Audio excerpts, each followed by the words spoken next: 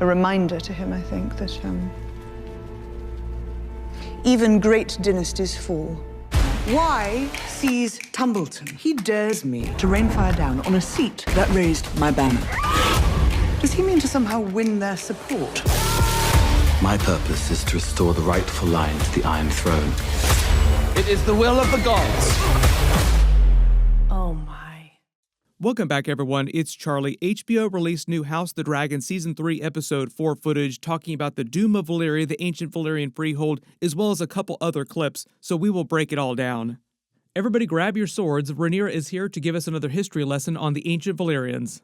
The cool thing going on here is they confirmed that Viserys' Lego model of the Valyrian freehold that he spent all those years building, his final years, is still relatively intact, kind of. Aegon smashed a good portion of it during Season 2, but it seems like they were able to save some of it and put it into storage with a lot of other of Viserys' things when Aegon moved into the king's chambers. So the idea is that Rhaenyra is talking to Alan of Hull about the ancient Valyrians, also because the Valyrians, where he comes from, he's a bastard Valyrian, now being legitimized by Corlys, or trying to legitimize him, also come from the ancient Valyrian freehold. They just weren't dragon riders like the Targaryens were, or other great houses. Not all the houses of the ancient Valyrian freehold had dragons. House Celtigar was also from the ancient Valyrian freehold. They can trace their bloodline to ancient Valyria, but they also weren't dragon riders either. Lord Celtigar was on Rhaenyra's Black Council that she also just fired recently. Alan of Hull didn't grow up hearing any tales about the ancient Valyrian freehold, whereas Rhaenyra, who grew up in the Targaryen family, royal family, in Viserys, was a history nerd, of course would have told her all these stories, and he had loads and loads of books, giant libraries full of Valyrian books. As Rhaenyra says, she feels like her father, or he told her that he built this as a reminder that even great dynasties can fall. As per his own admission to Rhaenyra before he named her heir too during Season 1, he confessed that he didn't think the Targaryens and the Valyrians, by consequence, should have ever tried to tame dragons. He basically told her dragons were a mistake, which were both the reason for the rise and the fall of the Valyrian freehold. The Valyrians were sheep herders in the east before the early blood mages and people from the Shadowlands of Ashai taught them how to tame dragons and taught them blood magic. This was the Onogrion, where the blood mages worked their craft. Blood magic was the thing that allowed them to bond their families to dragons using their genetics so that they could pass the trait down through further generations. There were a lot of scenes in Season 1 before the time jump where Viserys was telling the younger Alicent about the ancient Valyrian freehold. She didn't seem like she cared that much about it, she was just humoring him, but he really did enjoy talking about that history. And one of the cool details is that he said that this area, the Onogrion, was where the ancient Valyrian blood mages practiced their magic.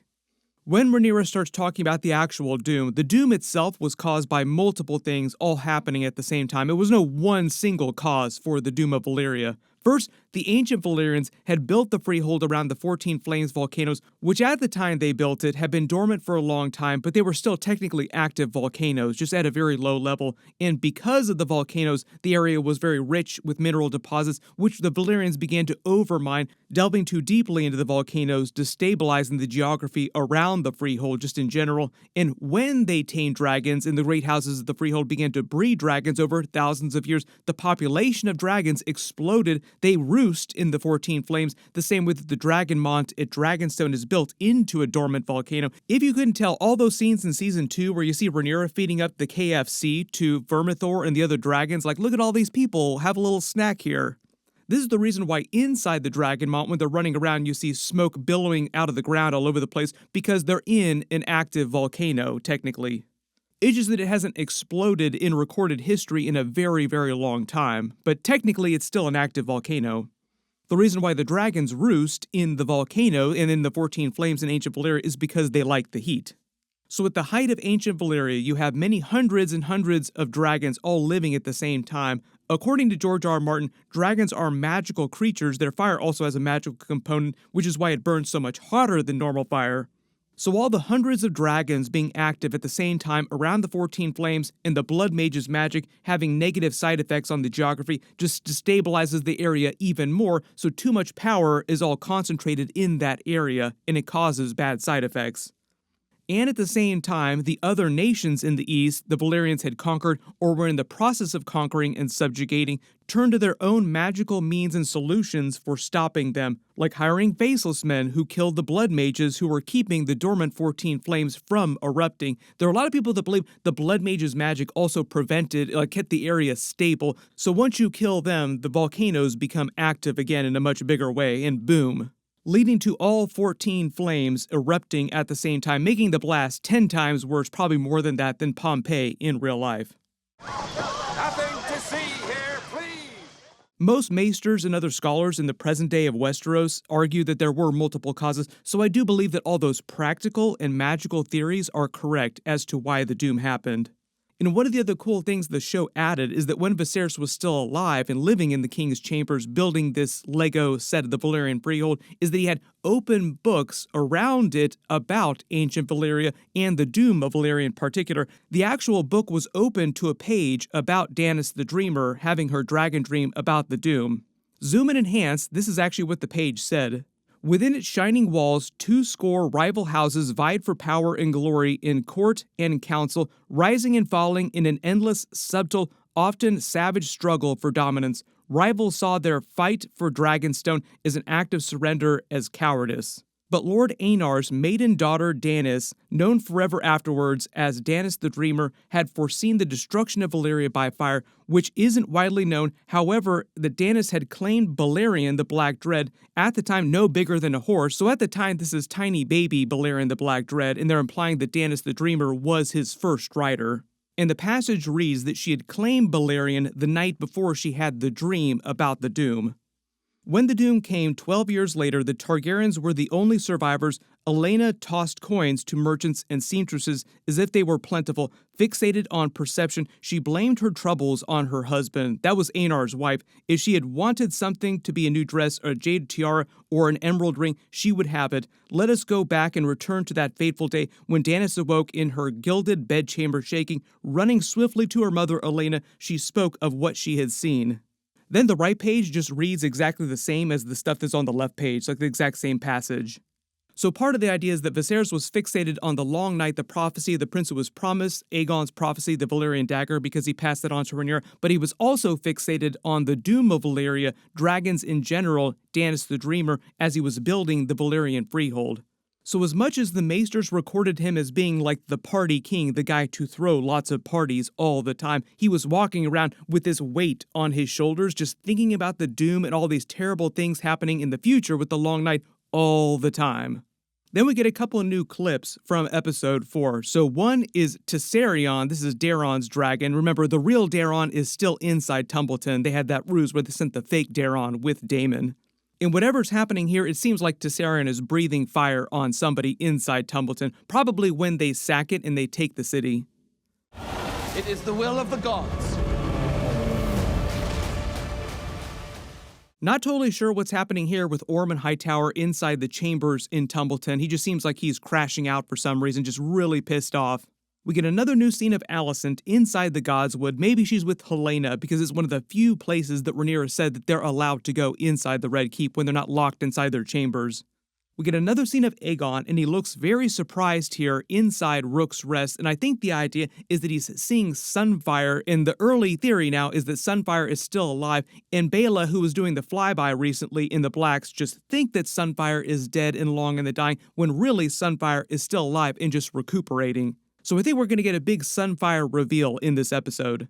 We get a couple more scenes of Criston Cole and Gwaine Hightower's forces reaching Harrenhal and running into Alys Rivers, who just seems like she's going to have all the fun with them. I'm more worried about them than I am about her.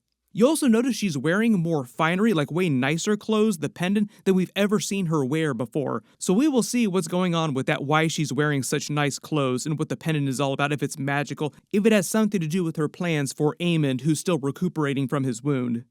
We get another new scene of Daemon pulling his sword, Dark Sister. He's in the Vale now, and I think this is probably where he finds Sheepstealer and learns that it's his daughter Rhaena who is his rider. Like, he probably pulls his sword here before he can see that it's his daughter.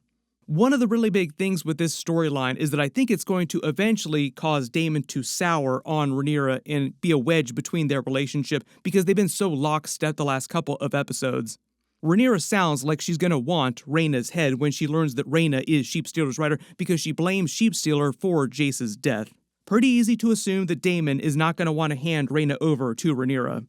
Then it's not totally clear who this is, but it seems like one of the Greens getting the hell beat out of them by somebody else. This might have something to do with what's happening inside Tumbleton. And I can't really tell if that is green clothing that he's wearing or if that's somebody else, but it looks kind of green the way the trailer is edited. Generally, it seems like episode 4 is going to be a bit of a turning point for the Greens. One of the other cool things they've done with the set dressing, the way they've actually just done Rhaenyra's room here, which is the former king's room that Aegon slept in, belonged to Viserys before him, and Jaehaerys before him as well too, is a Zillow-type real estate tour of the actual set. Like if you were actually visiting and you wanted to live here, they actually built it out. It's a real set, and all the things in the room are technically still Viserys' things that Aegon left untouched. Like some of the things he moved out, like they moved the large model of the Valyrian freehold out of his room, but everything else, like all the books, his desk is Viserys' desk, all of his books on it are his books, all of his writings, pretty much everything else in the room is left like it was when Viserys died. He was strong then. And my mother.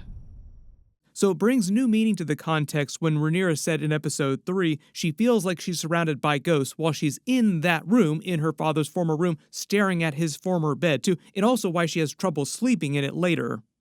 Maybe if we're lucky, they'll give us more behind the scenes on some of the extra book material that they wrote for these books that Viserys had on ancient Valyria. Like a lot of Valyrian writings. It's the same thing in Dragonstone. The library that Rhaenyra is in is Dragonstone's library. We've never visited there in the original Game of Thrones series because Stannis took Dragonstone eventually by that time. And after Robert's Rebellion, after the fall of the Targaryens, they basically got rid of all that stuff, destroyed most of it. Although Stannis himself doesn't feel like he would destroy a lot of Valyrian books. Maybe they just moved it into very deep storage.